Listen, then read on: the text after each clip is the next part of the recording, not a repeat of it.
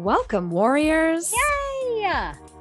We are so stoked for you all to hear this incredible second interview of our third season. Yes. Lots of numbers again. I don't know why I do that. It feels really natural to me. And I hate math too, but I do love numbers. Yes. Our second interview in our third season. I'm just proud that I didn't mess it up. You got it right. Yeah. Woo, good job, mate.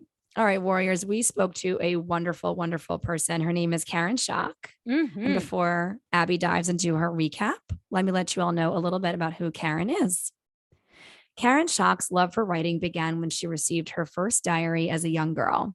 The lock and key made it easy for her to tell the diary some honest, dramatic truths about herself. All these years later, she still loves to put pen to paper and write out her deepest longings, wildest dreams, and biggest fears. The only difference now is there is no longer a lock and key on her thoughts. As time went on, she began to understand that putting the truth out there for the whole world to read might be scary, but the vulnerability was worth the risk. She wants all readers to know that they are not alone. Karen lives in Fort Wayne, Indiana, with her husband, Kevin. They have 4 adult children, 4 grandchildren, and 1 on the way. She is currently a writer for Pathos, and her first book, Too Much and Not Enough, is coming out on April 18th. You can reach her at KarenRuthSchock.com.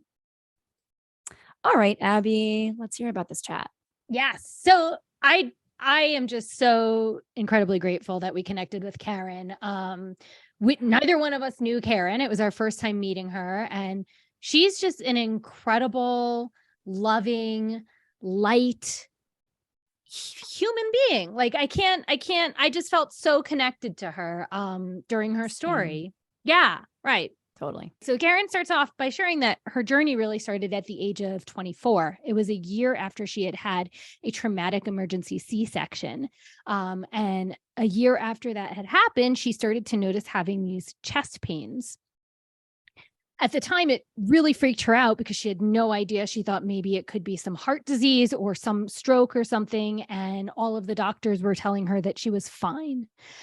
This started to manifest into health anxiety and starting to overthink everything from like a freckle to, how she was feeling.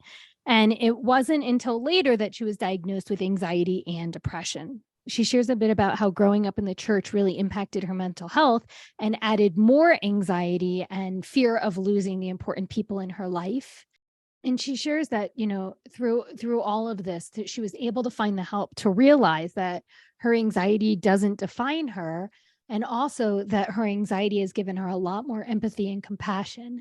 And since she lacked the awareness of anxiety growing up and it was really lonely, she feels she's on a mission now to make sure to normalize talk around mental health and around anxiety and depression, and has even written a book about it, which she shares some of her writing in the episode, which was amazing.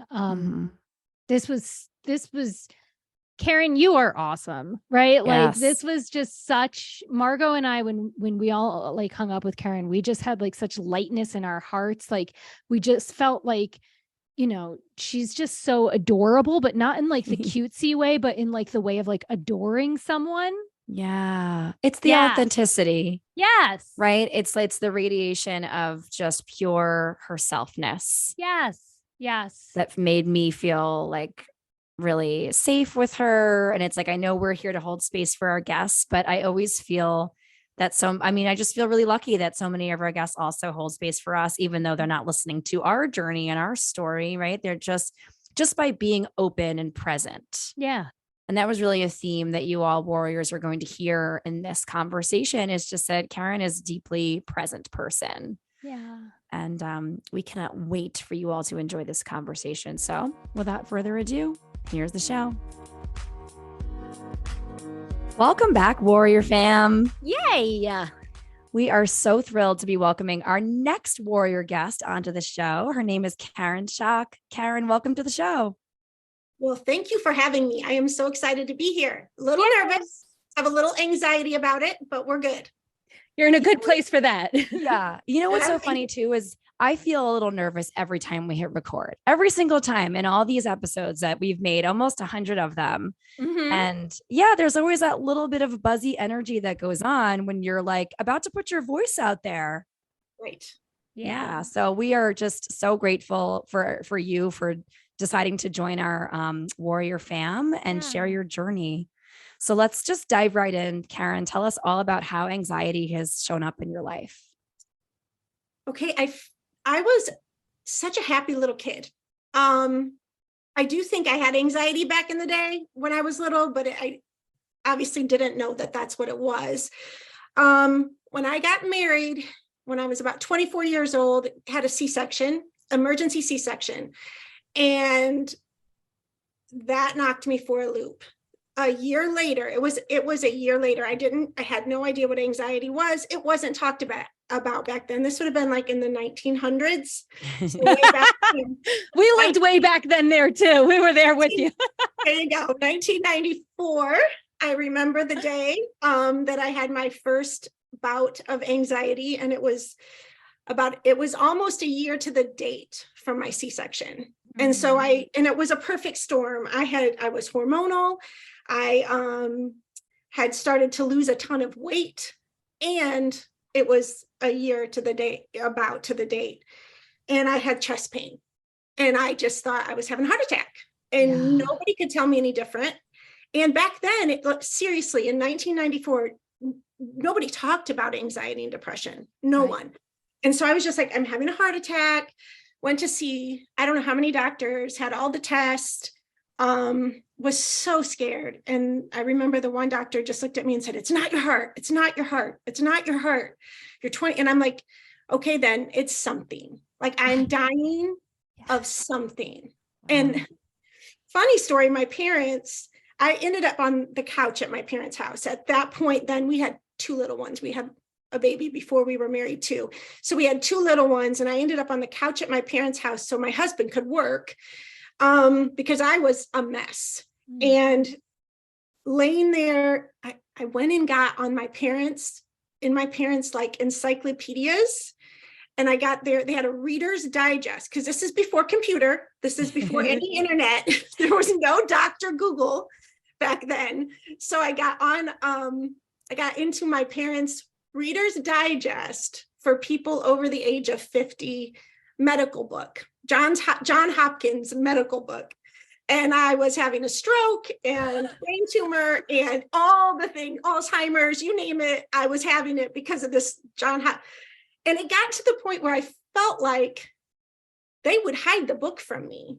And I would go find it. I'm a 24-year-old girl, and I would go find that dang book. And I just knew something was wrong with me. And no one could tell me any different. The doctor finally sat down and said, you have depression. And I'm like, I'm not depressed. Like I was anxious, but I wasn't depressed. He goes, no, this is depression. And I'm like, and then I'm crying in the office going, I'm not sad. I'm not depressed. What is this? So he put me on just like something to help me sleep, but no antidepressant at that point. But it was about a 6-month deal that first time. And where I just couldn't get it figured out. My poor husband would just, we're young. And he was like, what are we going to do? Is this why I'm married? Is this my life now? Yeah. And somehow over the 6 months, I think I realized, okay, I'm not dying, and then it came up almost every time after I had a baby then. Like, I think it was probably hormonal, but it would hit me again. And I did different medications and different things. But over the years, I've gone in and out of anxiety and depression. So, yeah.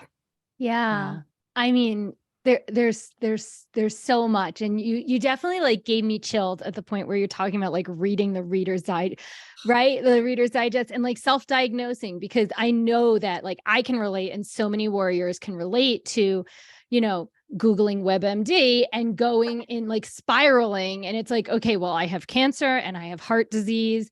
And then you see doctors and they're not giving you information on what's actually going on. And it's just like the constant like perseverating or ruminating of the thoughts because you just want an answer, right? And then on top of that, you're a new mom of like 2 kids at this point. Like, it sounds like so much. So my first question is like, when did you actually get the label anxiety, right? Because depression and anxiety are friends. They are related. They're maybe cousins, but they're different. And so when did you finally like know, oh, this is anxiety?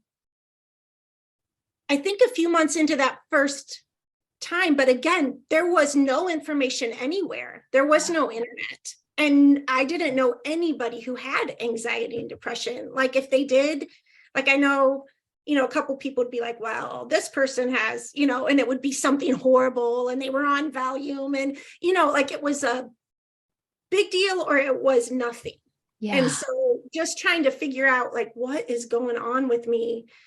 I would say, yeah, that first time they did diagnose it as anxiety and depression, but it wasn't until probably the second time where they put me on an antidepressant and I realized, okay, wait, this is working. And then but I will say it ended up being anxiety and depression that went along with hypochondria. Like and now we call that health anxiety. Dr. Google calls it health anxiety. Dr. Google, I love that. Yep, I've got, I've got a degree in that, I'm sure. By yes. now. Some kind of medical degree. I mean, people you have a doctorate in it.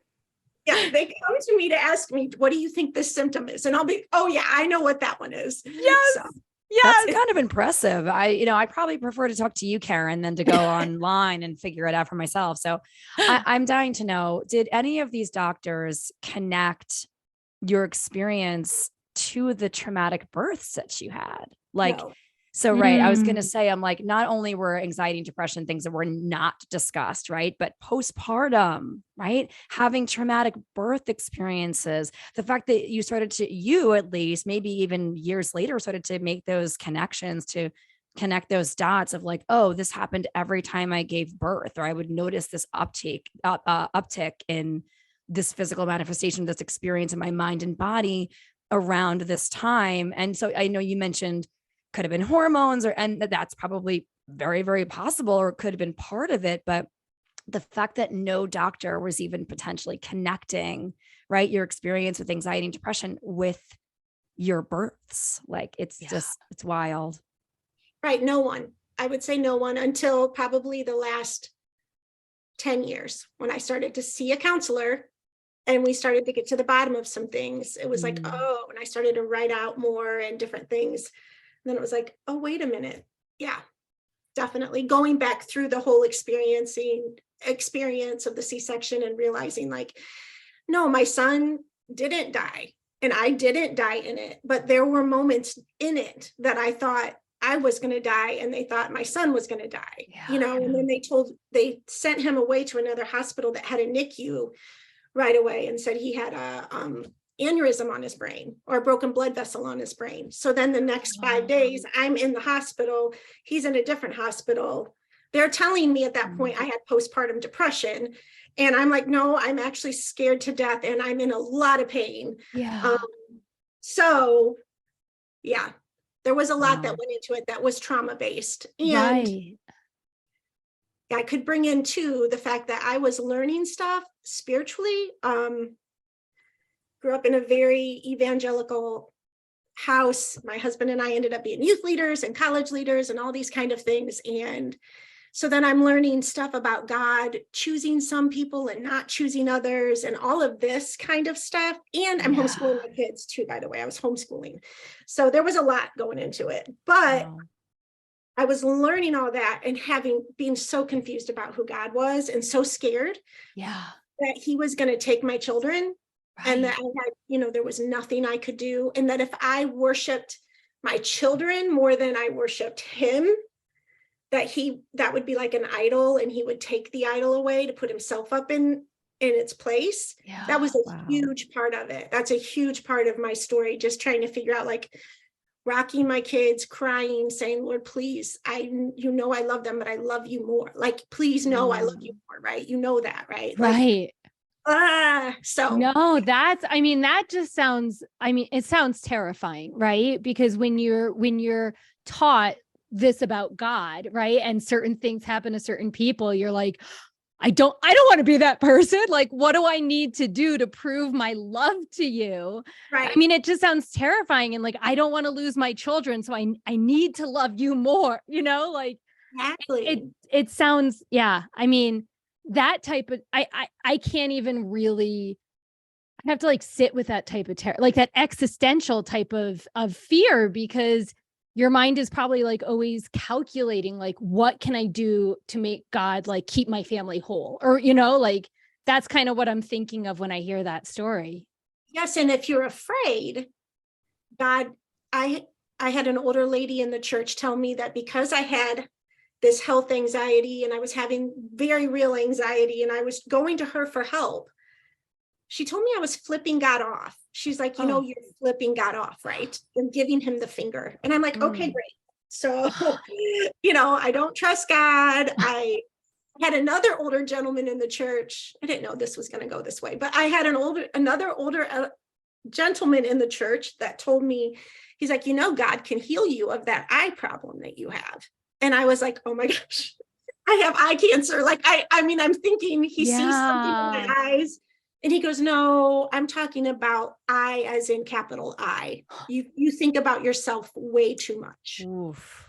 So my goodness. Yeah. Yeah. And then because it becomes a spiritual thing, that it's not about medication and it's not about hormones. It's actually about your trusting in this God. And so then it became a demonic thing. And like they would tell me, you have a demon inside of you, the demon of fear. So I had 2 different times specifically that I remember where I would get on my knees and people would lay hands on me and pray that the demon of fear, people I didn't even really know, that the demon of fear would come out of me. And I was hoping it would work because I wanted to be gone, and it didn't work. It only perpetuated the fear. Right. Of course. Right. I'm like, you're telling me not to be afraid, but you're also telling me to be afraid. Like it just was being afraid. Yeah. It was so messed up. I have so many questions. Like I'm always so curious about this stuff, and I'll limit it to one, but do you think that you were the brave one being honest about your experience being a human, and that everyone else was too afraid to be honest about their thoughts, their feelings, their emotions? And so then you became the project because of your bravery? Like, oh yeah. Okay. Oh yeah. I still feel that way. And that started when I was younger. It's been, my son is 29 years old. So it's been 28 years of different things in and out, but I didn't see it that way, for a long time. These last few years, as I started to write my stuff out on Facebook, actually is where I started writing, and people would be like, you're so brave for telling your story. And I'm like, I'm just being honest. Like, I don't know what else to do with it. And then, but I know you guys know, obviously you have a podcast on it, that this is such a huge thing right now. I mean, everybody, it's a big deal. How many people that I meet will say, I have anxiety, I'm on a medication, So absolutely. Yeah. That's amazing. It always just warms my heart in so many ways. Just when we hear from warriors that take the extremely terrifying and darkest and most adverse experiences of their life, their youth, whatever, and eventually do something that not only hopefully serves them and their mental health journey, but is also empowering and inspiring other people. Yeah. And that's what we know that you're doing too. And we look forward to hearing more about your upcoming book later on in our interview. But I just want to thank you for sharing all of that. It felt very powerful as a listener. So I'm just grateful to you for sharing all of that. It's devastating. It's devastating what happened to you in so many ways. And I mean, we've spoken to a few people now, right, Ab, who had experience with religious trauma. And our most recent one was our friend, Melissa Durker, who talked a lot about coming from, I believe she was also evangelical. I feel like I'm maybe speaking. I was going to say Southern Baptist, but Southern Baptist, that was it. Yeah, no, you're right. But just how, and I'm in community with several people who have come out of religious trauma, who it's simultaneously wonderful that they've made it through so much of that oppression and just fear mongering and just terror. terror, right? And being able to look at it in the rear view and say, okay, but I was the strong one, like Abby just said, right? You were the strong one. But anyway, thank you for sharing all of that. So I'd love for you to share more about some of the ways that anxiety has shown up in you physically. Like, how has it manifested itself in your body, in your mind, in your behaviors, things like that, or through the years? Yeah. So like I said, it started out with chest pains, and then I would say it comes on, it's like terror for me because it's health anxiety. So I see a freckle that looks maybe like it's grown a little bit, or I see and I can't explain it except for it's just like, it comes over my entire body. Like it almost feels like electricity, and like, I got to go to the bathroom. Like it just feels like horrible. And then it gets to the point where I can't get out of that cycle of thinking. It's just like round and round and round. And my husband can pick it out. Most people in my life can pick it out now. They'll say, where are you? You're not with us, because I will just zone. And I'll be somewhere else, and it will be this dark rabbit hole of, I'm dying. I know I'm dying. This is it. This one is the one that's getting me. And that's how it manifests. When I talked to my counselor about it, I was like, why am I going there? Like, I'm nervous about this thing that's happening over here, but my brain goes to hypochondria. Yeah. And she's like, what she said was, and I believe her, like, your brain goes there because that's what your brain knows. Your brain doesn't know how to figure out this thing that you're upset about, or this thing. This is what your brain knows. So it's going to go there and say, okay, well, let's worry about this thing. Let's ruminate on that one. And so me being able to even have permission to think about those things is huge for me, to let it go and say, where are we going to get off? Do you think that is like that was something that happened growing up, where when you were growing up, you would instantly go to like worst case scenario? Was that like a thing as a kid? And so that's just like the pattern that happened in the brain?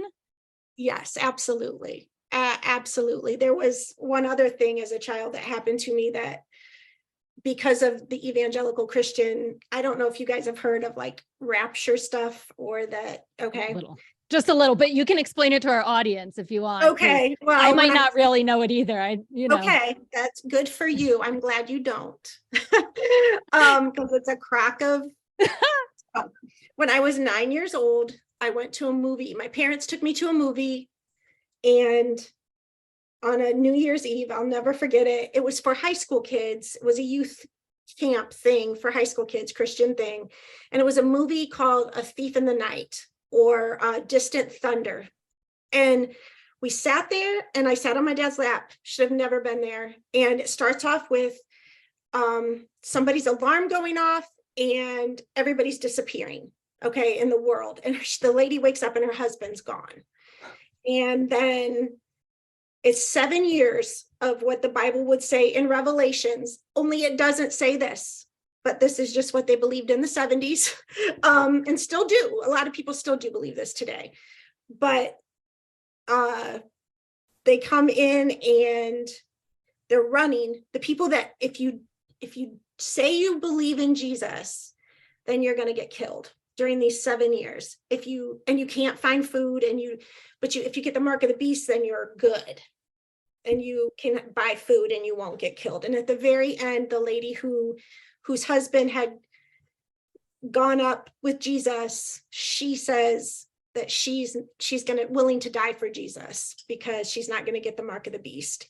And she gets her head chopped off at the very end, like the guillotine.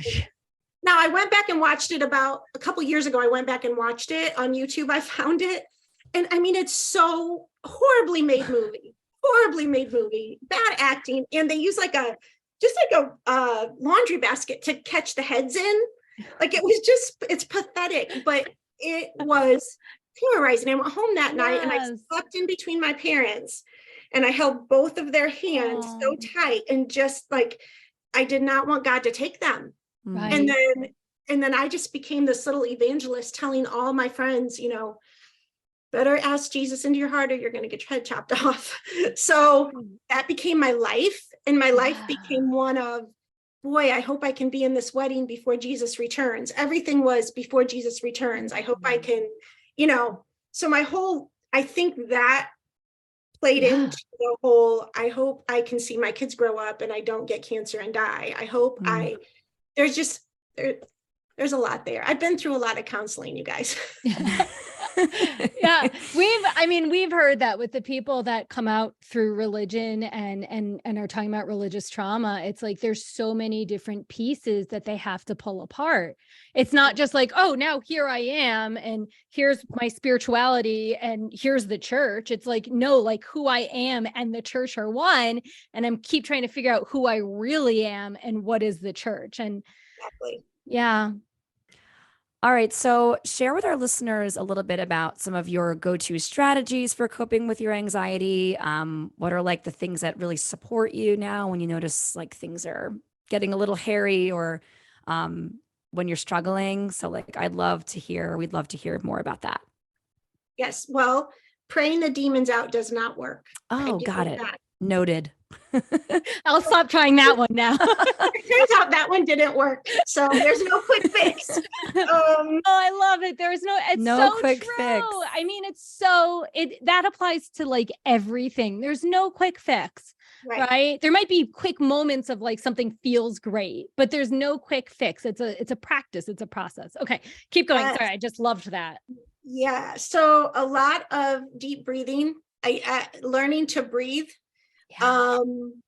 Yoga has helped a ton, which was demonic, of course, in my, but it's a beautiful thing that I love and works well. Taking walks, I know that that's important. If I'm not, out taking a walk, I'm not a runner, I'm not a big exerciser like that, but man, if I can get in a walk during the day, that will help. Yeah. So medication and meditation is both of them together. And anything, I think I've tried anything and probably everything, don't eat this, do eat this, relax about what you're eating. It doesn't, like all the things I've gone down those. It's been a long 29. Yes. It's amazing. I love hearing. What?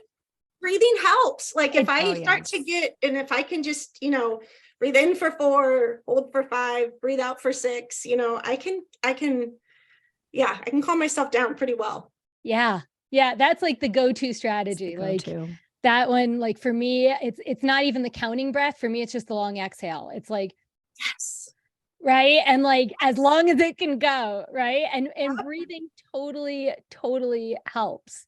And I know I can relate. I'm pretty sure I can speak for Margot in the relating. And I feel like I can speak to at least most of our warriors in the trying everything. Yes. Right. And then at some point it's like, wait a second, a lot of these things are just snake oil anyway. It's like, breathing's not snake oil, but like all the fad diets that are going to help with your anxiety. It's like, no, it's finding the balance. It's like, befriending yourself in it. And so, I really relate to like, especially in my 20s and in my early 30s, it was like always scrambling for the next thing and for the quick fixes. For the quick fixes. Yeah. Yeah. Because if I just change my diet, it's going to change everything. Yep. Yeah. Right. And it's like, that's the problem too. It's like the word fix has so many inherent problems because it's like changing your diet may be helpful, right? It may wind up trickling down to a whole bunch of wonderful benefits for you physically. Does that mean that next time you have an anxiety attack or any kind of panic or whatever that, okay, well, I guess the diet didn't work, so I better just let it go. I mean, it's just like the idea that we can just snap our fingers and do this 1 or 2 things and well, all my anxiety is cured now. It's just such a false narrative. It's so frustrating for Abby. I know I can speak for both of us here because we've talked about it so often. It's so frustrating when we see those kinds of things being advertised to us on Instagram or on the internet. And it's all the grander messages is that there's something wrong with you and we need to zap it out. We need to fix it. And Abby always uses this phrase, we need to companion our anxiety, right? And I always call my anxiety like my teacher and my best friend named Bertha, right? And so like for us, it feels really supportive to look at anxiety as something that is part of us, not something that has to be zapped out or that makes us bad or wrong. Yeah. And so I just love, Karen, that you're like trying a little bit of everything, because it just means that there's an understanding that not one thing is going to just be a be all end all for you all the time. Yes, exactly. Exactly. So good. Okay. So how would you describe your relationship to anxiety these days? Okay. That's such a good question. I wanted to just look real quick. In my book, I have written a part of what I talked about at a women's retreat. I don't know, this was a couple years ago, but this was so huge for me because it's exactly what you were just saying, in that a few years ago, I was going through it. I would say I'm in and out of it, Yeah. and this was one of those times where I was going through it. And I looked at my husband and I said, it's just like there's something inside of my brain. And well, first I was thinking, if I could just cut that part of, like, the part that has the freckle on it, the mole on it, if I could just cut that part of my body off, if I could just, but I can't, because I know it's going to come back somewhere else, right? It's going to manifest somewhere else. And I said, okay, so then let me just cut that part of my brain out. Like, I just want to get that part, that anxious. And then I realized, like, and again, I am not anywhere near what I was years ago as far as being a fundamental evangelical Christian like that. There's been so much deconstruction that has happened in my faith. But I do know that there are verses where Paul in the Bible says, I was given a thorn in my flesh, a demon to torment me. And I asked God 3 times to take it away, and he did it, because he said, my grace is sufficient for you. And I was just like, okay, so I've got this thing that's in my life, and it's been in there for 25 years. I've got this anxiety that's here, and it's been here for 25 years. And if it's here for another 25, I'm going to be okay. And then I went and I made a list, and my list is, can I just read it? Or Sure. Okay. I made a list of being grateful for my anxiety and being grateful in the midst of my anxiety. So I wrote down, in spite of my anxiety, I have raised 4 children. I homeschooled all 4. I have a pretty fun life. I have been a pretty fun wife. I am even more fun of a grandma. Mom and Dad lived with us for 10 years. I had the honor of ushering both of them into heaven. I have always had the honor of watching several of our little family members enter this world. Kevin and I have led high school and college ministries. We started She Has a Name. I wake up in the morning and still praise God. I have instructed baton twirlers. I have coached cheerleaders. I have been a substitute teacher, and I have been writing a book. That's in spite of.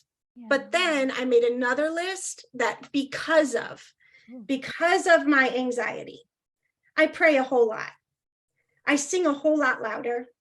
I love a whole lot deeper. I hug a whole lot harder. I see others. I feel their pain. I know their pain. I get it when one of my cheerleaders struggles with it. I appreciate the days when I don't have it. I rejoice with others on the days when they don't have it. I'm not as judgmental. I write. I have a dog. I eat better. I exercise more. I see a therapist. I am practically a doctor, Dr. Google. I can laugh at myself. I read books. I meditate. And I'm not actually as afraid of the big stuff. I can dance in our kitchen. I can dance with my husband. I can dance with our grandkids. And I'm writing a book about all of it.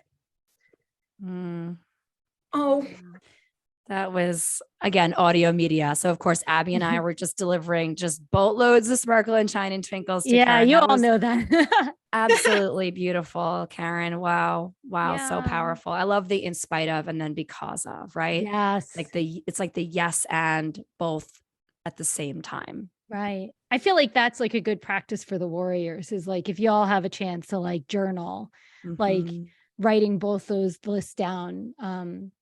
I really liked the because of, because we don't always think of all of the things we have accomplished because of our anxiety, or the things that we've learned, or the things that we've experienced. So that was just very touching and very beautiful. We wouldn't know each other.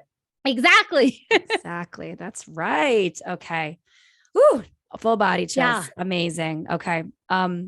If you could go back in time and speak to a younger version of yourself, what would you say to her? I would tell her it's going to be okay. It's all going to be okay. I'd tell her to take deep breaths. I'd tell little Karen, I would actually tell her that her name is going to get run through the mud when she's an adult. Yes. In 2020. Who knew? Who knew which name? It could have been any name. Yeah. Of course, right here. I go to Starbucks and I'm like, they'll say, what's your name? And I'm like, Karen.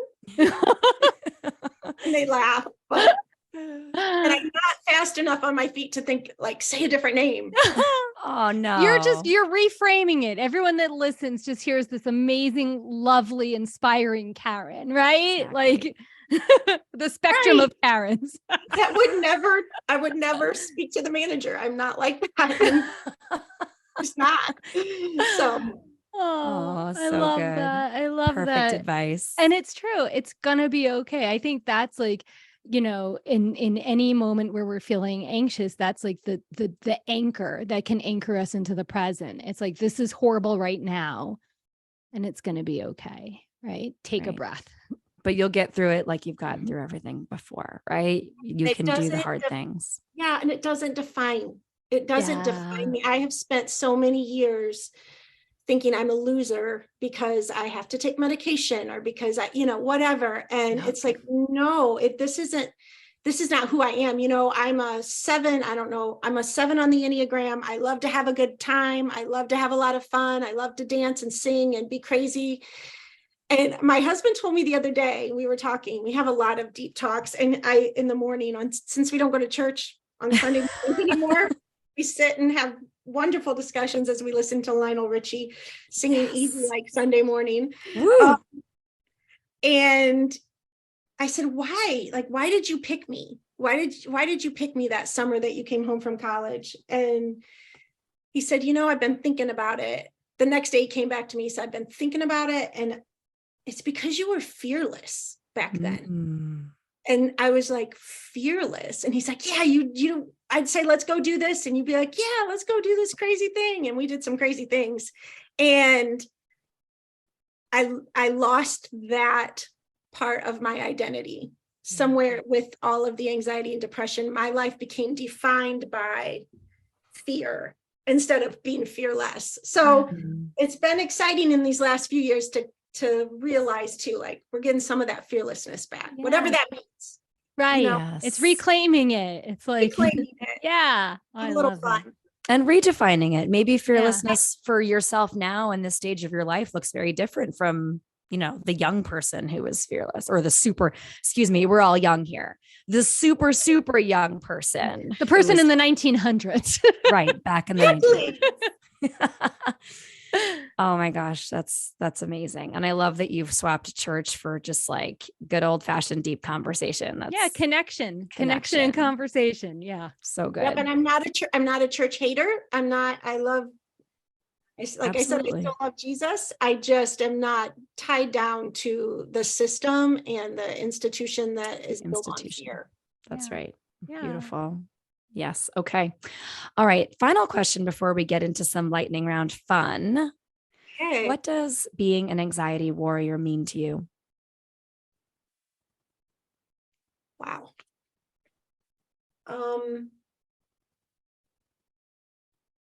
It does mean being grateful for the life that I have and living in the moment. Like I realize now, because when you have the anxiety, a lot of times, it's either I'm anxious about something that I did in the past that I'm worried about, or it's something that's going to happen in the future. And if I can stay in the moment and be like, okay, right now, take a deep breath, we're going to be okay. We're good right now. So learning to live in the moment and be grateful for what I have in the moment has been life-changing, and exactly what I would say in order to be an anxiety warrior, you kind of have to learn to live in the moment. For sure. Yes. So Yes. good. So good. All right. Wow. This has just been such a special conversation, Karen. Thank you so much. But it is time to play. It is officially time to play. Are you ready for I am so ready. lightning round? Okay, bring it on. Lightning. Okay. My last name is Shock, so that's right. You're ready okay. to you're ready to shock us with your answers. yes. I'm excited. Me too. And you've just made me more excited with that, like a little burst of energy, reminding me your name. Okay. So Abby and I are just going to go back and forth and ask you a handful of fun, get to know you type questions. You do not have to answer at lightning speed. You can take a pause, take a breath, consider your answer, and we're just going to have some fun for a few minutes, because anxiety is sometimes can be kind of heavy. Talking about our past traumas and things that we've gone through can sometimes feel a little bit weighty here and there. And so we like to end on a super fun, silly, playful high note. Yeah. So Abby, I'll go first. Oh. I got some loaded. I'm ready. God. Okay, fine. Yeah. I'm going to relinquish. Go ahead. Okay. So when we were reading the intake form, I saw that you like something that gives me extreme anxiety, which is roller coasters. Yes. So tell us about your favorite roller coaster and why is it your favorite? What makes it your favorite? So in Ohio, which is my home state, there Cedar Point is in Ohio, up near Cleveland, and they have the Millennium Force. And it's the tallest and smoothest. And it goes like other roller coasters, you know how it goes click, click, click, click, click, click, really slow up, and it's like just torturous. Yes. Right? Yes. This time you go up all the way up, and it's all the way to the top, and you can see the lake, and it's beautiful. And then you just, what you have to do, can I teach you something? Yeah. You have to put your hands up all the way, like lean into it. Like you have to lean into the hill all the way straight up. And then you put your feet against like the bottom of the, so your feet are holding you, your arms are all the way up, and you lean in and you just go for it. That's what you got to do if you want to enjoy it. If you're like scared, then it doesn't. Yeah, I'm always scared when it comes to roller coasters. I will take you on one and you'll learn. I love it. No, okay. No, this is such a hard pass for me. I feel like an intense amount of boundaries, like imaginary boundaries, just shot up around my body, just listening to that terror. Which is good. And I did, it's in the book too, because my oldest daughter, I made her ride one of those roller coasters when she was 9. And she told me just last year, she said, Mom, I just want you to know, our family fun, you made it into this, like, it's a moral thing. And she's like, I need to have the freedom to be me. She's like 30. And I'm like, you're right. I don't, so I'm getting the freedom to say no to a roller coaster. I am. But you did so good. Your daughter told you, right? Yeah. She said, and you were like, you're right. That is what every person needs to hear. Like that means you set her up to be able to tell you, no, Mom, I have paved my own way, and what's true for me may not be true for you. And we can all go and be happy. Her on the earth, enjoying gravity, you in the sky, you know. And I just want to say for the record, I enjoy a roller coaster as long as I can get straight on. I cannot wait. I can't wait for even 1 minute. Otherwise, I understand. the whole situation's bad. And I'm down for the ones that go over.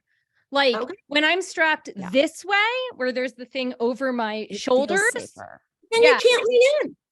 Yeah, no, exactly. I'm not getting that discomfort in my belly. That's like, oh my God, what is happening? I love that discomfort. I am an Enneagram 6. Okay. I overthink everything. I am not a wing 7. I'm a wing 5. Okay. So that's how I know. Yeah. Are you a wing 6? Yeah. Okay. All right. So you have a little bit of that like protectiveness in you, but I'm a full shell with like very little like, but anyway. All right. Excellent question. Okay. You could win a dream vacation for your whole family to anywhere in the world. Where would you take everyone? It's got to be the beach. It's got to be the ocean. Yes. And I want it to be blue water. Mm-hmm. Like So like the Bahamas, Mm. it's got to be like where you can walk out and you're like up to here and you can see yes. But it also has to be a resort where I don't have to cook at Yes. all. Oh, yeah. Yes. All inclusive. Yeah. All inclusive, butler. Yes. Dream vacation means sky's the limit, right? Like, yes. Well, and I would take like a New Zealand or an Australia too. yeah. All right. But- That's very different from the Bahamas. Right. But isn't it pretty? You Don't they still get, you still get beaches. Oh, You still get like beautiful. crystal blue waters. So just like not into the, it would take a lot for me to like go to Italy or Paris or. yeah, Okay. I hear you Or on the like a ski beaches. trip. Yeah. Sounds good. Yeah. Sounds solid. All right. All right. So you mentioned that you've taught cheer, and I never did cheer in high school. But I loved cheering the cheers in the crowd. Yeah. What is either your favorite cheer to teach or your favorite cheer to do? And then do it. Oh my goodness, this is so fun. Shock us, Karen. Shock us. Shoot, that's so big. I know so many. I love when for basketball. Yeah. I love to do. We want a basket now. We want a basket now. Hey, we want a basket now. We want a basket now. Hey, like I like those. Woo! Yes. Yes. Like, let's go, boys. Let's go, girls. Yes. You just Nice brought and me back. simple. I forgot about that one. I was all about like the be aggressive, be aggressive, BEAGGRESSIVE, be Yep. aggressive. There you go. I remember that one. I 1900. like it. I like the simplicity of that one. Like the crowd can get going on that one. They don't have to Yeah. remember too many words. No, I like it. the crowd one. The ones Yeah. the crowd can do with you. Right. They can participate. Yeah. So good. Okay. Yeah. Next question. What decade was your favorite style? And if you could bring back, unless it's this decade, if you could bring back one type of style or item of clothing and like make it cool again, if it's not still cool, what would it be? Wow.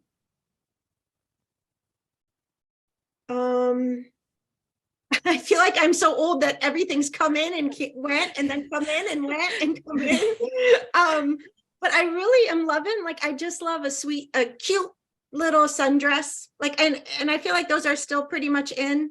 Timeless. Yeah. Yes. Yeah. So There's no decade for a sundress. just the short ones, because I'm short and like the long ones just don't work for me. I feel like but- the 90s had some nice sundresses, right? The 90s. Yeah, and I like color. I'm all about color. So Also, yeah. maybe 80s to 80s, 90s had lots of brightness going on. Mhm. Yes, we did. Lots of neon. Yeah. Awesome. Yeah. I wouldn't take the 80s. I would. I'm yeah, not. no. Yeah. Not the 80s hair for sure. No. Gosh, we ruined our hair. No. All right. My final question. So I love how you reference the late 1900s. I love that. Because, Margot and I we grew up in the late 1900s. Yes. So thinking about the late 1900s, no computers, no cell phone. Well, okay, there was computers, but no internet, right? What was Right. one of your favorite activities to do in the late 1900s? Okay, so when I was in the 4th grade, my dad, before it was nobody ever had one. We got a trampoline in our backyard, a round trampoline. There were no anything, there was Nothing safe. nothing Right. safe about it. I'm telling you. So I was, again, that was same year as the rapture thing.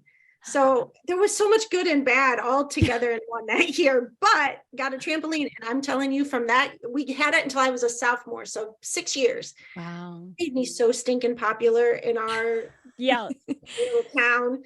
I mean, boys came all the time. It was such a beautiful thing. Yeah. Love it. Trampoline, and we just stay out there for hours and So fun.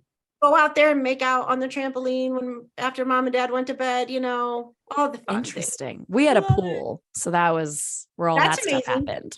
Yeah. Man, I had nothing. Mom. Right. Why Calling did you you make out, me Fran. the cool kid? Calling out Fran. But I would never let my children have a trampoline because I knew how dangerous they were. I know. I love that.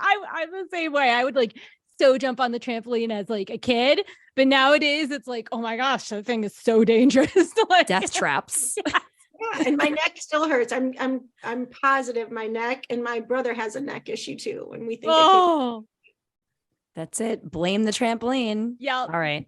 Okay, final question. Do you have a favorite quote? It could be something silly, lighthearted. It could be something that deeply inspires you. But like, what is your favorite quote and maybe why? okay, so I have that. My mom, who I said in that thing that she lived with us for 10 years before she passed away. She was the greatest. My mom was the best. And she would say all the time, I do what I can, when I can, if I can. And if I can't, it's okay. Oof. Oh, She said it Ooh. all the time. We actually, after she passed away a couple years ago, we all have like pictures that say that on it. And I don't know where she got it from, but she would say it all the time. Well, you know what? I do what I can. And she did not understand anxiety and depression for nothing. Like Wow. that was hard for me, but but she had a love for people and a love for life. And that was her biggest thing. And she was serious about that. It's okay if I don't get it done. yeah. You know, It's like So just good. boundaries right there. Like it's okay. it's Yeah. okay. Say the quote one more time, please, Karen. Yep. I'll do what I can, when I can, if I can. And if I can't, it's okay. So good. Yeah. I'm going to just like go ahead and digest that and live it myself. There you go. Amazing. Oh my gosh. Thank you so much for getting down in the mud and playing with us Yeah. after all that inspiration. We are just so grateful that you came to chat with us today. And before we have you share with our listeners how they can connect with you and a little bit more about your upcoming book that's coming out really soon, we like to ask all of our guests to share one win, big or small, that happened to you this week or recently. So do you have a win to share with us? Yes, I finally went to a psychiatrist. I've not ever been to an actual psychiatrist. All the medications have been from my regular doctor. And she finally said in the fall, you know what? You're above my pay grade. So sent me to a psychiatrist. And this would have been 10 days ago. And she changed my meds completely up. She diagnosed me. I was late to the meeting. It was a virtual meeting and I was late because I forgot. And then she asked me 100 questions and diagnosed me with ADHD. Yes. you got ADHD warriors here. Yes. Air 5. Yeah. So, and generalized anxiety. So, said I wasn't OCD, but it was a win because she changed my meds because I told her I can't cry on Prozac. And so she changed to something and I feel really good right now. So it's a win. It is a win. And I'll just say, like, when I got the diagnosis of ADHD and then like started to understand it like so many things start to make more sense about me. Right. And so like getting these labels can help with understanding parts of us that maybe we didn't understand before. Yeah. When you said something, when you were doing the spirit finger thing, I was like, oh, that means I'm too loud, because that was one of my questions.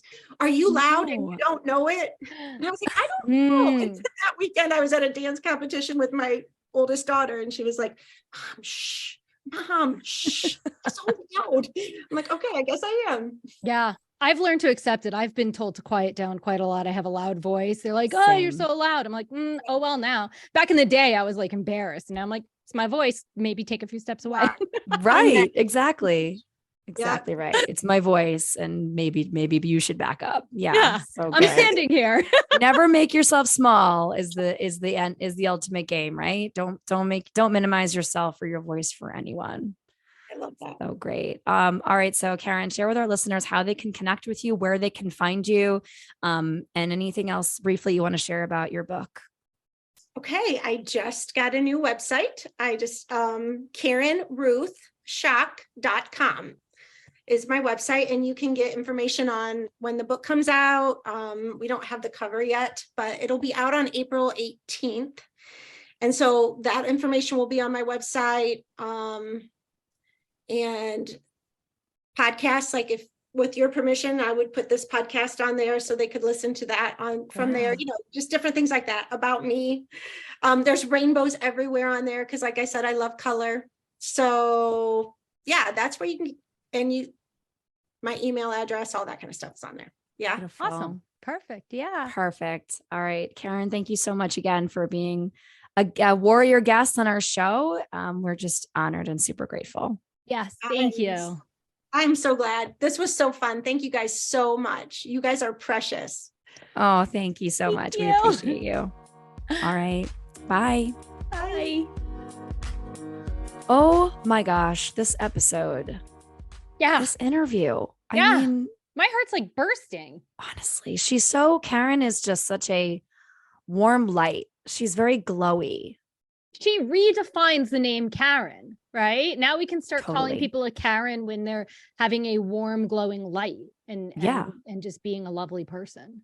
Agreed. Yes, she's warm, she's glowy, she's filled with light, and she's also just a sweetheart of a person. And I just feel like super connected to her, even though almost nothing about our stories is aligned. Yeah. There's always little things, right? Yeah. There's always those pieces that are through lines for me and all of our guests. And I know the same is true for you, but there were a lot more differences in this conversation in many ways than there have been in at least in terms of some of our more recent guests.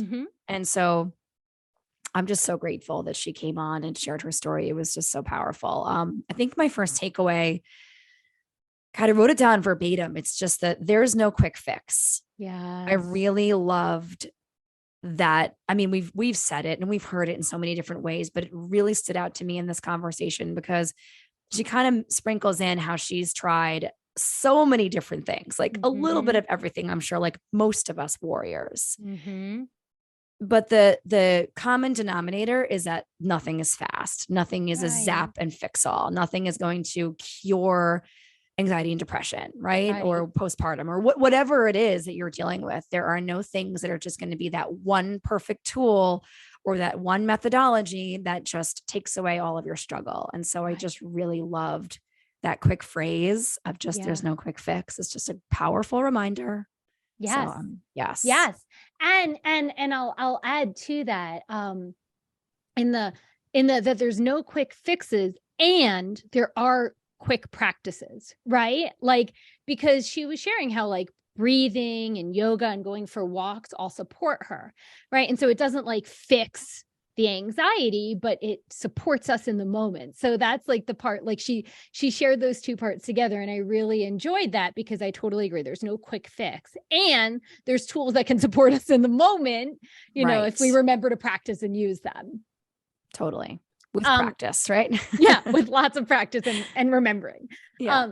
One of my takeaways, is, and I'm trying to think about like how I want to frame this, but really just the impact of words on children, right? Because we were talking about like the doomsday thinking, and maybe that came from the messages she was getting from the church and the rapture and everything, and how when you're a child and you're being told to love and show and be devoted to God, or bad things are going to happen. So then there's this fear, but then you're not allowed to feel the fear, you know, because then you're not loving God. Like, I mean, my brain is confused in what I'm saying, and I'm a grown up, right? Exactly. And just how impactful words are at any age, but especially for children, and how we don't know the meaning they make from those words and how it changes their lives, you know, for better or for worse. And so that was really just something, you know, just her sharing parts of her story from the church. I just kept putting myself in her shoes, right? And imagining what it would be like. And I can't even imagine how much more anxiety I would have with this like existential pressure of not loving God enough, you know, like on top of Yeah. everything else. And then the fear of that punishment. And so Right. it was just a really huge takeaway for me. And I really appreciated her sharing that, because it allows us to really understand, like, we just don't fully understand what people are walking with. Yeah.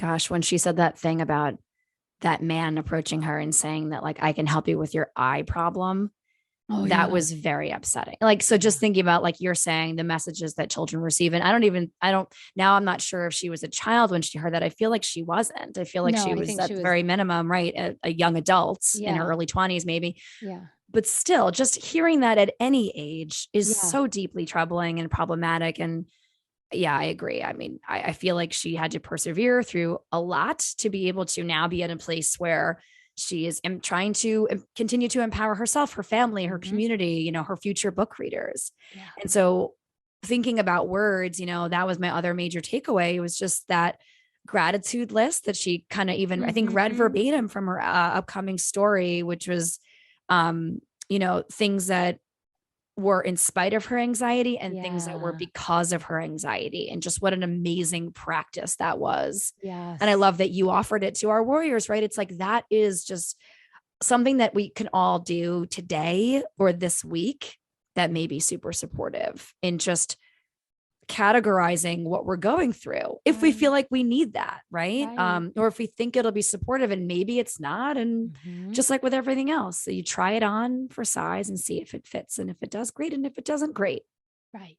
Right. And that, you know, in the, I'm pretty sure she said, in the, because of anxiety, she was like, I love more deeply. And I was like, yeah, totally relate to that. Right. Right. Like, yeah, it's like, It was the because list, Mhm. especially, that made me the most like buzzy and excited, Yes. because Yes. it was like, as warriors, I know I'll speak for myself. I feel like my life is so easily ruled by my emotions, by my anxiety, by the way that I feel at any given moment, that it just feels so much more powerful and special to look at those things as gifts, as opposed to things that hold me back and keep me down. Yeah. And so I kept looking at everything she shared in that list, while many of them didn't align with my own personal journey, of just like, wow, these are the things that she's done because of her big feelings, because of her anxiety, Yeah. not in spite of. Yeah. So, Yeah. so good. I loved that. My final takeaway is just like the power of bravery, the courage. Like, she is in community with people, knowing that she's supposed to be super devoted to God, right? But this applies to like people in any community. When you feel like the odd person out, and instead of hiding it, you're brave and you're sharing your actual experience. Like, I mean, I feel like in some ways that's like more anxiety, right? Because now you're the person that's like getting all the attention for the, you know, the thing or whatever. But it really stood out to me, the amount of bravery it took to be honest about her experience, to be honest about her suffering in a community where then they just tried to fix her by like removing demons from her. Right. And it really, it just, that is so brave. That is so brave to be in community and to stand out and to speak up. And so that's like my takeaway is, you know, in whatever community we're in, like, I don't know, I guess my hope is that we're all able to be ourselves in that community, right? Like, Mm-hmm. and be accepted for And it, be rather than accepted. Yeah. rather than be, you know, tortured for it. But Mm-hmm. that Yeah. really Be just stuck out held, to me. be held with love, not fear. Yeah. Yeah. Yeah. So good. Thank you so much, Karen, for being a guest on our show. We really, really appreciate you, warrior. All right, warriors, if you'd like to connect with us for any reason, you can hop on over to Instagram and join our Instagram fam. We're at Anxiety Warriors Podcast, or you can email us at anxietywarriorspodcast@gmail.com to shout out your wins of the week, share topic ideas with us, or if you think you'd be a great fit as a guest on our podcast, we would love to connect with you and help you share your story here on our platform. Take 2 seconds and smash that 5-star rating on Apple Podcasts, Spotify, or wherever you tune in. If you're on Apple, maybe leave us a little review if you're feeling generous. If you don't like our show, Peace out. Take 2 seconds then and hop into our show notes and head on over to our threadless merch shop. Support our show in style by grabbing yourself something fun, a mug, a t-shirt, a journal, a yoga mat, literally anything. Some of our cool designs are up on lots of cool products over there, and we hope you'll check them out. Yes. Well, thank you all so much for going on this journey with us. We are so grateful that we get to do this with you every week. Till next time.